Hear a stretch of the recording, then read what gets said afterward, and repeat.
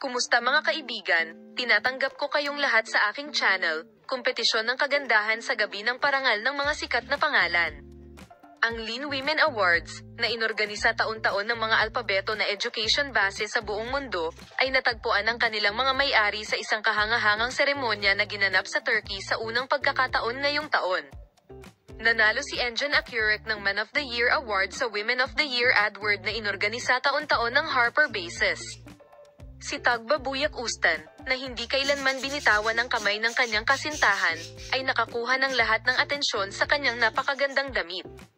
Nag-iwan ng marka sina Engin Akyurek at Tagbabuyak Ustan sa seremonya ng parangal sa Hard Badger Bases. Naging mainit na paksa ang kanyang 50,000 lira na damit.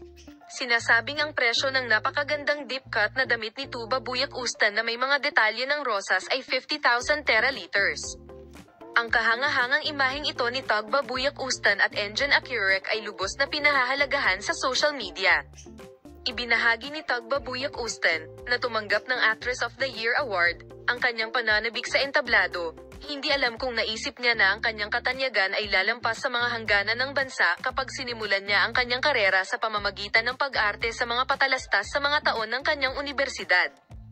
Nang siya ang naging unang babaeng Turko na nominado para sa isang Emmy sa kategoryang pinakamahusay na aktres, ang kanyang karera ay may kasama na 12-dosenang mga serye sa TV at mga karakter. And impressed herself with her beauty as well as her acting, won the Actress of the Year Award. Nagwagi siya. Naakit ni Tagbabuyak Ustan ang kanyang mga tagahanga at ang lahat, ipinarinig niya ang kanyang boses sa buong mundo at inihayag ang kanyang kagandahan sa mga mata ng lahat. Hindi nagustuhan ng mga tagahanga ni Tagbabuyak Ustan ang kanyang outfit gaya ng nagustuhan nila, at nagsimulang lumabas ang mga interesanteng komento sa social media.